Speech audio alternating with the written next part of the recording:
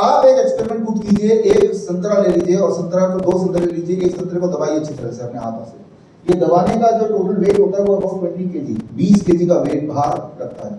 जब ये दबता है तब तक जब तक कि आपको एक्सट्रीम पेन ना हो, यानी एक्सट्रीम पेन तब होता है जब आपके बॉडी के सेल्स, ब्रेस्ट के सेल्स टूट जाते हैं। आप एक एक्सपेरिमेंट खुद भी कर सकते हैं, बाहर ये मेमोग्राफ खुद भी कर सकते हैं। आप 2 संतरे लीजिए, उनमें से एक संतरे को अच्छी तरह दबाइए, खूब दबाइए और दोनों संतरे को छोड़ दीजिए।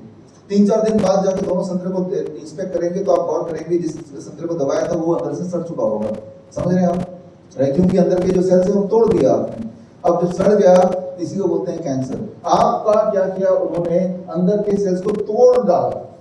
और जब बार बार ये करेंगे तो पहले से अगर कोई किसी का छोटा मोटा ट्यूमर रहा होगा यूं ही क्योंकि है होकर रहता ही है, तो वो टूटेगा तो अब वो कैंसर में कन्वर्ट हो जाएगा, यानी कि वो पूरे बॉडी में फैलने की शक्ति, वो रैबिट बन जाएगा। रैबिट मतलब रैबिट कैसे बनता है, ये इस तरह से बनता है, खरगोश वाला कैंसर सेल, राइट, जो कभी टॉर्टोइस था जब चुपचाप बैठा था लेकिन आपने उसको रैबिट में कन्वर्ट कर दिया।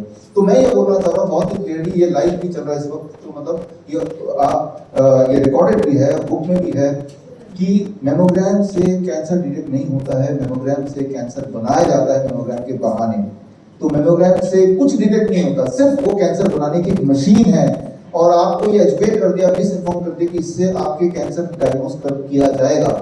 ये आप समझिए कि कैंसर क्या है, ये समझिए, आपको समझ आ जाएगा कि मेमोग्राम कैसे कैंसर बनाता है। मान लो ये आपका घर है, मान ये घर नहीं आपकी बॉडी है, ये रूम, यहाँ पे बड़ा सा एक बॉम्ब लग जाता है, बड़ा सा छेद हो जाता है। अब इस छेद को भरने के लिए आप क्या करेंगे, आप मजदूर बुलाएंगे और सीमेंट लेंगे, ब्रिक्स लेंगे और उसको ठीक करने लगेंगे। तो ये हील हो गया, दीवार ठीक हो गई, पेंट कर दिया, दोबारा पहले जैसा हो गया। तो हीलिंग प्रोसेस क्या है कि वो आपने बाहर से सामान मंगाया और उसको दोबारा से कर दिया, दीवार बन गई। अब जरा सोचिए, दीवार बनने के बाद भी दीवार बनाने का काम अगर हम नहीं रोकते हैं, यानी कि ईंटें आती जाती हैं, मजदूर ईंटें लगाते जाते हैं, तो क्या होगा, ये पूरा कमरा ही ईंटों से भर जाएगा। That is called cancer. Cancer means healing process never stops.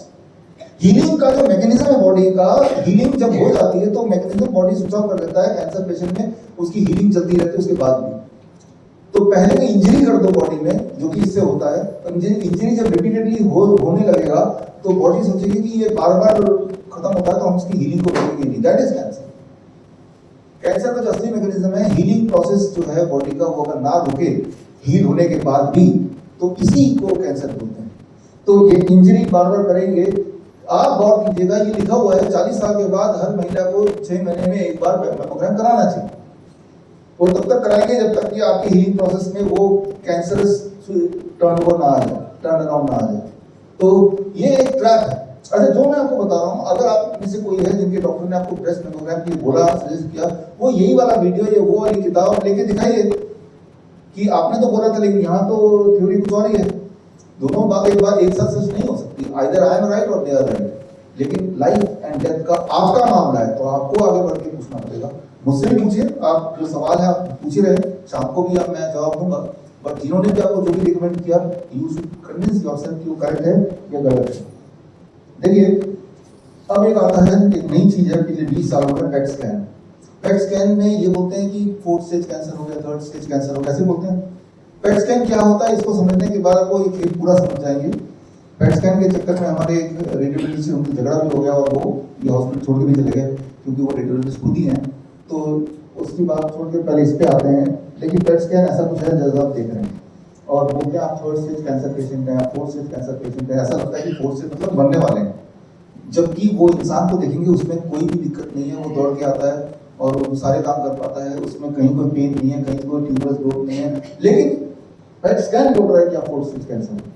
PET scan क्या है, इसको समझने की कोशिश करते हैं। पेट स्कैन ये है कि आपके बॉडी के अंदर इंजेक्ट करते हैं FDG, fluoro dioxide glucose, glucose. Glucose word तो आपको फेमिलियर लग रहा है। ग्लूकोज मतलब शुगर, राइट, जो आपके ब्लड में ऑलरेडी है और आपके हर सेल को शुगर की जरूरत है। तो वो शुगर की जरूरत है। इस वक्त भी जब मैं बात कर रहा हूँ आपसे तो मेरा मुंह ज़्यादा चल रहा है, तो जाहिर सी बात है यहाँ पे ज़्यादा शुगर वो वाले मसल्स खा रहा होगा, लेकिन यहाँ पे वो वाले मसल ज़्यादा शुगर खा रहा है, यानी कैसे पता चलेगा? तो शुगर के साथ, ग्लूकोज के साथ रेडियोएक्टिव मटेरियल बाइंड करके भी ब्लड में डाल दिया। अब जब शुगर कहीं भी जाएगा, ट्रेवल करेगा, तो वो उधर रेडियोएक्टिव मटेरियल भी ट्रेवल करेगा। रेडियोएक्टिव मटेरियल आप 8th क्लास में पढ़ा होगा, वो चमकता है। अगर हम रेज डालते हैं तो बाहर से रेडिएशन से उसकी चमक को इस तरह से कैद करेंगे, और जहां पे ज्यादा चमक आप देखेंगे इसका मतलब वहां पे ज्यादा शुगर की खपत हो रही है। एक थ्योरी निकाल दी गई है कि जहां पे ज्यादा शुगर की खपत हो रही है वही कैंसर सेल मान लेंगे। ऐसा एक हाइपोथेसिस बना दिया, more sugar eating cells are considered to be cancer cells. जिस प्रकार एक थ्योरी में बना दूं कि जो बच्चे ज्यादा खाना खाते हैं वो ज्यादा शैतान है, ऐसा कुछ बना दूं, तो आप देखेंगे कि हाँ कुछ बच्चे ऐसे होंगे जो ज्यादा भी खाना खाते हैं और शैतान भी हैं, बट आप ऐसा भी देखेंगे कुछ बच्चे होंगे जो खाना बहुत कम खाते हैं वो भी शैतान है।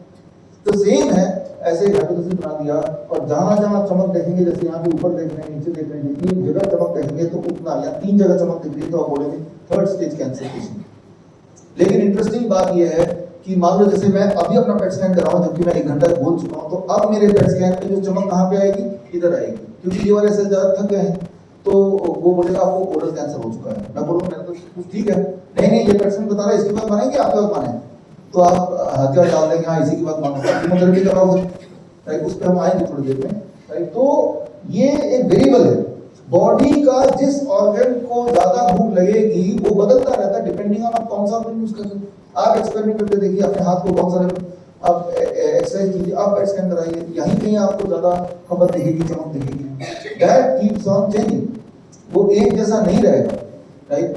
मान लो आप साइकिल चला के गए पेट स्कैन कराने, तो आपके प्रोस्टेट चमकीला दिखेगा।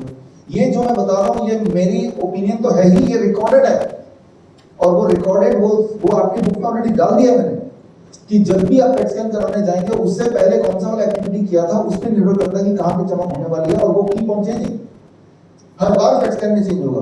तो पेट स्कैन जो वो ये नहीं बता रहा कौन सा सेल कैंसर सेल है, वो ये बता रहे हैं कौन से सेल को ज्यादा भूख लगी है, इतना बता रहा है, और वो भूख लगती है निर्भर करता है कौन सा सेल आप ज्यादा यूज कर रहे हैं। आपने पेट स्कैन से पहले कौन सी वाली एक्टिविटी करा करके आए थे, आप जिम जाके आए थे, आप साइकिल चला के आए थे, आप ज्यादा उनसे बात करके आए थे, इस पर निर्भर करता है। ये तो एक बात की इसमें reliability factor is 0 negligible. On the contrary एक और जो इंपॉर्टेंट बात है कि आपने पेट स्कैन किसी ने कराया तो आपने साइन किया होगा कि पेट स्कैन कराने के दौरान मेरी मौत हो गई तो कोई दिक्कत नहीं है, मैं जिम्मेदार हूं। तो पेट स्कैन का डेथ से रिलेशन है। ये भी लिखा है कि पेट स्कैन कराते हुए कराने के 7 दिन तक आप प्रेग्नेंट महिला छोटे बच्चों के आसपास नहीं जा सकते, क्योंकि आपके बॉडी में फ्लोरोडाक्सी ऑक्सीजन ग्लूकोज घूम रहा है जिससे उनको कैंसर हो सकता है। इमेजिन कीजिए आपके बॉडी में कोई केमिकल है जिससे बाकी लोगों को कैंसर हो सकता है, तो उस वाले केमिकल से आपको हो सकता है कि नहीं हो सकता? सोचने वाली बात है, और साइन भी कर देते हैं, पूछते भी नहीं है सवाल कि मेरे बॉडी में जो आपने डाला उससे इसको हो सकता है जो कि थोड़ी दूर है मुझसे, तो मेरे बॉडी में जो डाला है उससे मुझे कैंसर नहीं होगा। तो बोलेगा हाँ होगा, बहुत माइनर चांस है। अब ये माइनर कितना माइनर है, अब ये सोचिए कि जिस जो मेरे से दूर है मुझे छू भी मिल रहा है उसे कैंसर हो सकता है, तो मेजर चांस हुआ ना। अब जब कैंसर रियल में होगा, जब आपको रियल तकलीफ होगी, यानी कि पेन होने लगेगा, ट्यूमरस ग्रोथ होने लगेगा, वीकनेस होने लगेगी, हीमोग्लोबिन डाउन जाने लगेगा, जो कि रियल सिम्टम है कि आपके बॉडी में खरगोश बन गया, तब वो बोलेगा देखो पेट स्कैन से मैंने पहले ही बताया था ना, पहले तो क्रिएट कर दिया फिर बोल रहे कि हम पहले ही बताया था। तो ये मैं ये बोलना चाह रहा हूँ कि कैंसर है कि नहीं है रिस्पेक्टिव दैट पेट स्कैन नहीं कराना चाहिए, क्योंकि इससे आप कैंसर पैदा करने के खास तौर पे एक्टिव मेटेरियल बॉडी में डाल रहे हैं। क्लास 8 के अगर स्टूडेंट हैं आपने 8 में पढ़ाई की है तो आपको पता है कि रेडियो एक्टिव मटेरियल से कैंसर होता है, राइट, और बहुत ज्यादा होता है, वो एक मेन फैक्टर है। तो उसको बॉडी में डाल रहे हैं, लिख के भी दे रहे हैं, साइन भी कर रहे हैं, फिर भी उसी पेट स्कैन को बेस बना के बोल रहे हैं तो 4th stage cancer patient, that is the irony. Problem यही है। तो कैंसर के नाम पे जितने भी डिटेक्शन के तरीके हैं वो कैंसर को डिटेक्ट नहीं कर रहे हैं, वो कैंसर को क्रिएट कर रहे हैं, ये समझ लें। अब लोग दोबारा से पूछेंगे तो फिर पता कैसे चलेगा वो कैंसर से, दोबारा से मैं वो पॉइंट निकाल दूंगा, ऐसे पता चलेगा? जितनी बार आप ये सवाल पूछेंगे उतनी बार ये पॉइंट आप देखेंगे, क्योंकि पता नहीं चल सकता कि आज आपके सेल का बिहेवियर ऐसा है तो कल कैसा बिहेवियर रहेगा, उससे भविष्य बता सकता है, आपको अभी बैठे नहीं पता चल सकता। जो लोग ये बोलते हैं कि आपके बॉडी में टाइम बॉम्ब फिट है और वो कभी फट सकता है, वही तो आधार आपको डराने का, that is the basis, but that is not scientifically proven. अब आते हैं कि रेडिएशन और कीमोथेरेपी या सर्जरी। देखिए जो कछुआ है अपने बॉडी में, जो सबकी बॉडी में है, अगर आप रेडिएशन, कीमोथेरेपी, सर्जरी इनमें से कुछ करेंगे तो कछुआ जो है खरगोश में बदल जाता है। इसके सबूत मैंने बुक में डाल दिए। कीमोथेरेपी, रेडिएशन कॉजेस कैंसर, सारे सबूत में। कीमोथेरेपी, रेडिएशन कॉजेस कैंसर, यानी कि खरगोश बन जाता है, कछुए को खरगोश बना जाते हैं। इसके सारे एविडेंस बुक में है। आपको जब किसी ने बोला हो कि कीमोथेरेपी कराने के लिए तो उसको बोलिए ये देखिए एविडेंस, राइट। तो कीमोथेरेपी कॉजेस कैंसर, इसका अगर एक सबूत चाहिए वो बहुत ही इंटरेस्टिंग है कि कीमोथेरेपी का आविष्कारक कौन है? हिटलर। आपको मजाक लग रहा होगा लेकिन ये सही बात है। आप खुद ही सर्च करके देख लीजिए, खुद ही सर्च करके देख लीजिए, मेरे बोलने में मत जाइए। कीमोथेरेपी किसने आविष्कार किया? हिटलर के कंसंट्रेशन कैंप में मस्टर्ड गैस एक्सपेरिमेंट होता था, जहां पे इम्यूनिटी को over the period of human low करने का एक एक्सपेरिमेंट था। इंसान को रातों रात नहीं मारना है, लेकिन उसको जिंदा भी नहीं रखना, कुछ ऐसा करना है कि वो जिंदे लाश की तरह हो जाए। तब उन्होंने एक्सपेरिमेंट शुरू किया जिसका नाम है याद रखिए मस्टर्ड गैस एक्सपेरिमेंट, जिसमें इम्यूनिटी धीरे धीरे डाउन होती है। कीमोथेरेपी एक तो है केमिकल थेरेपी की इम्यूनिटी डाउन।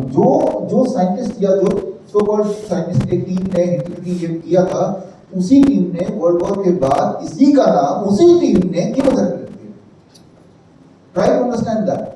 वहां पे तो लोगों की मजबूरी थी, उनको पकड़ पकड़ के कॉन्सेंट्रेशन कैंप में ले जाया जा रहा था। यहाँ तो खुद ही अपने आप को वॉलंटियर करते हैं कीमोथेरेपी मेरे ऊपर कर दो। तो जब तो आप बोल रहे हैं कीमोथेरेपी मेरे ऊपर कर दो, इनडायरेक्टली आप ये बोल रहे हैं कि मुझे कॉन्सेंट्रेशन कैंप में ले जाओ, मुझे बड़ा मजा आ रहा है। जितनी बार आप रेडिएशन में कराते हैं, जितनी बार आप कीमोथेरेपी कराते हैं, उतनी बार आप वॉलंटरली अपने आप को कॉन्सेंट्रेशन कैंप में ले जाते हैं, हिटलर के कॉन्सेंट्रेशन कैंप में। तो ये जो मैं बोल रहा हूँ, ये बढ़ा चढ़ा के बिल्कुल भी नहीं बोल रहा हूँ। वहां तो सिर्फ और सिर्फ उसकी जान लूटी जाती है, यहाँ तो आपका जान और माल दोनों ही लूटा जाएगा, वो भी बड़े ढोल धमाके के साथ, और आप खुश भी होंगे। तो कई बार लोग आते हैं कि मैंने तो 7 किलो से थेरेपी बोला था, 5 हो गया डॉक्टर, 2 और ले ही लेता हूँ। इसका क्या जवाब देंगे? अरे भाई इतना पॉइजन डल चुका, अब दोबारा पॉइजन क्यों लेना है? तो ये इसका जवाब ये है कि कोई भी अगर मुझे बोलता है कि मतलब अगला करना है कि नहीं, there is no reason to say yes. आप असली कैंसर पेशेंट है तब भी कीमोथेरेपी करा के और अपने आप को बर्बाद नहीं करना है, ये है राइट। तो अब आता है, अभी तक मैंने बताया आपको कि कैंसर के कॉन्टेक्स्ट में जो भी आपके साथ हुआ है वो कैंसर को बढ़ाने के लिए वो एक कैंसर इंडस्ट्री का एक ट्रैक है जिसमें आप हैं। तो करना क्या होगा? अगर असली वाला खरगोश आपके बॉडी में है, वो कैसे पता चलेगा? एक तो पॉइंट ऑफ से असली में हम कैसे पता करते हैं कि ये कैंसर पेशेंट है कि नहीं? Number 1, haemoglobin. अगर आपका हीमोग्लोबिन स्टीपली नीचे होता है, स्टीपली 1 महीने में 4-5 पॉइंट गिर गया, तो वो पहला इंडिकेशन है for all kind of cancer right. वो पिछले महीने वो 12 था, 1 महीने के अंदर 12 से 8 आ गया, हाँ अब अलर्ट है कि वो खरगोश है जो खा रहा है आपका ब्लड को। पहला। दूसरा, extreme weakness with no explanation. Weakness तो आ रही है लेकिन एक्सप्लेनेशन नहीं समझ आ रहा। तीसरा, कोई एक्सट्रीम पेन है बॉडी में, पूरे दिन भर रहता है, और वो या फिर ट्यूमरस ग्रोथ है। ये 3-4 चीजें हम देखते हैं जिससे हमें लगता है कि ये इंडिकेट कर रहा है कि ये खरगोश बॉडी में कुछ छाया हुआ है। इसका मतलब जब ये पॉइंट सारे खत्म हो जाएंगे तो इसका मतलब खरगोश अब दोबारा कछुआ बन चुका है। हीमोग्लोबिन आपका बढ़ने लग जाए, आपकी वीकनेस कम होने लग जाए, आपका ट्यूमरस ग्रोथ धीरे धीरे कम होने लग जाए, आपका पेन कम होने लग जाए, आपकी एनर्जी लेवल बढ़ जाए, इनके आप ठीक होगा। ये पैरामीटर जब रखेंगे तो आप सेफ है, इस पैरामीटर में कुछ नुकसान नहीं होगा और ये पैरामीटर धोखा भी नहीं दे सकता। जो मैंने अभी आपको बताया ये भी साइंटिफिकली ऑलरेडी प्रूवन है, उसके भी एविडेंसेस मैंने किताब में डाल दिए। तो कोई भी कैंसर हो या इवन क्रॉनिक किडनी डिजीज के पेशेंट हो, उनमें एक बात कॉमन होती है कि उनकी हीमोग्लोबिन स्टीपली डाउन होने लगता है। तो हीमोग्लोबिन को टेस्ट करने के लिए एक दो थोड़े से खून की जरूरत होती है, तो यानी आप अपने आप को कोई हार्म भी नहीं करते हैं। महीने में एक बार टेस्ट करके एक कंक्लूसिव उसमें आप जा सकते हैं। तो इस तरह से आप ये पता कर सकते हैं कि वाकई में आप कैंसर पेशेंट है कि नहीं है, जो मैंने अभी आपको बताया। बस इसको सिंप्लीफाइड रखिए, इसमें नुकसान कुछ नहीं है। अब क्या करना क्या होगा, what we need to do? अगर हम कैंसर पेशेंट रियल में है, ये सारे सिम्टम है, तो क्या करें? तो आपको रीसेटिंग द बॉडी क्लॉक, आपके बॉडी क्लॉक को रीसेट करना है ताकि वो खरगोश जो है दोबारा कछुए में बदल जाए। बॉडी क्लॉक को रीसेट कैसे करना है इस पे हम आएंगे, लेकिन उससे पहले ये बात कर रहे थे एक तरह के पेशेंट की जिनके एक्स्ट्रा ग्रोथ वाले हैं।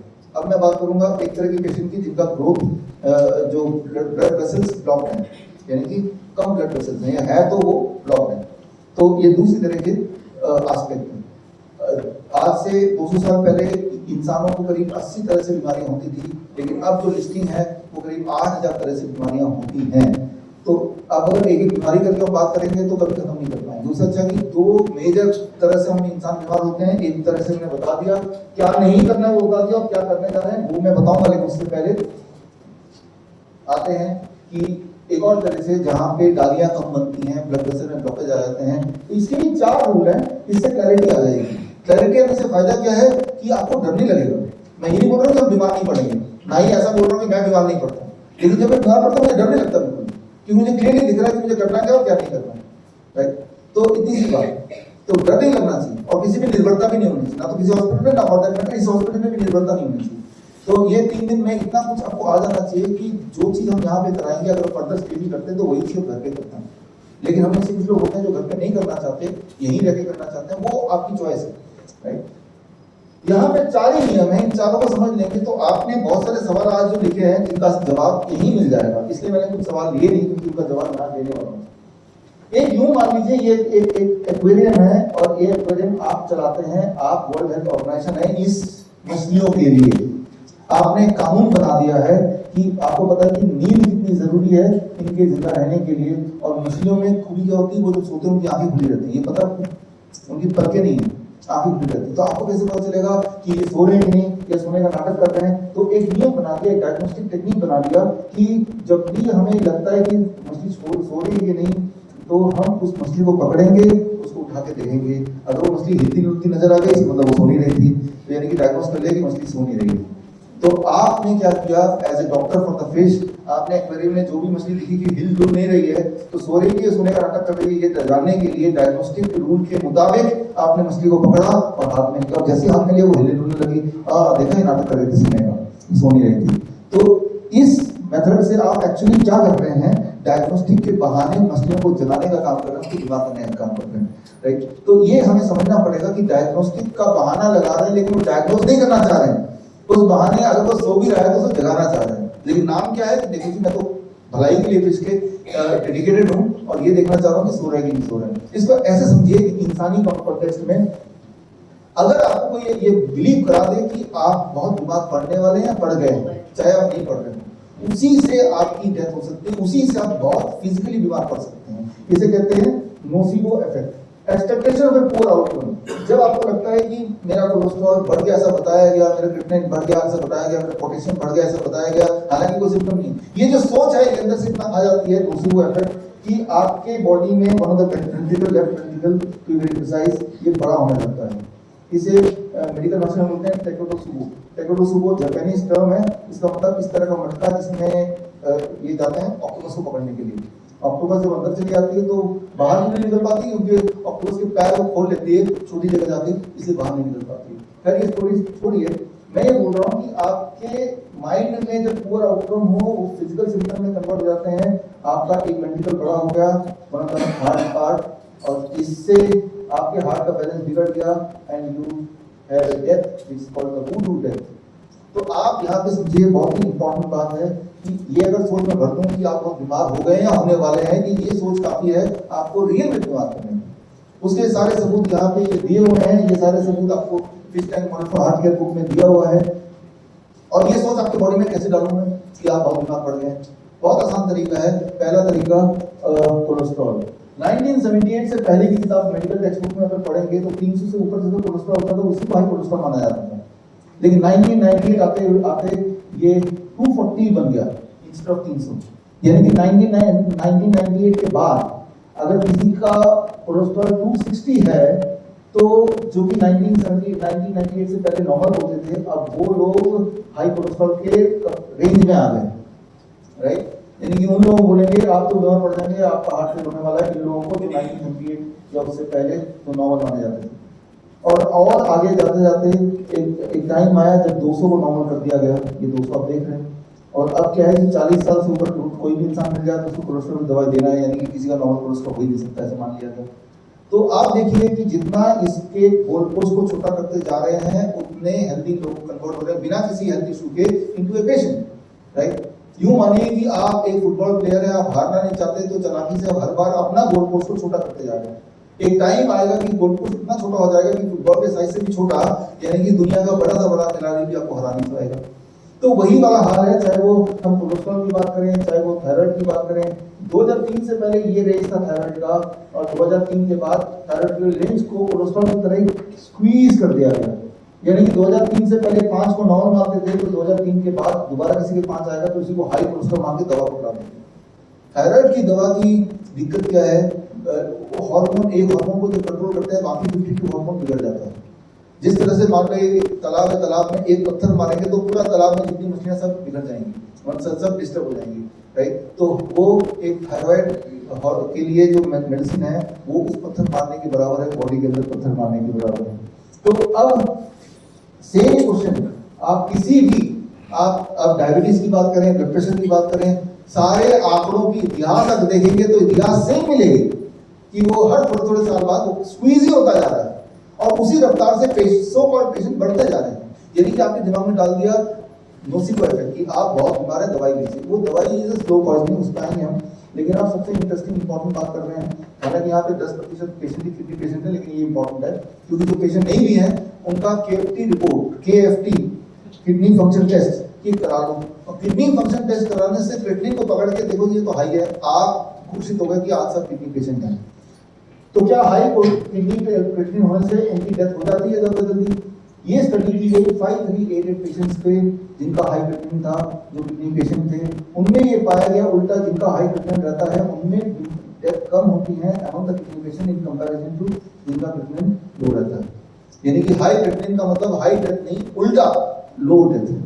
तो जिन लोगों को बता दिया गया कि क्रिएटिनिन से डरना चाहिए, वो ये देखें, ये दुनिया का सबसे बड़ा ट्रायल आपकी आंखों के सामने भी है, किताब में मैंने डाल दिया ताकि आप इसको दिखा सकें, राइट। तो जो डॉक्टर ने आपको बोला कोई क्रिएटिनिन ज्यादा, क्या उसने कोई एविडेंस दिखाया? मैं दिखा रहा हूं आपको एविडेंस, उनसे भी मांगिए।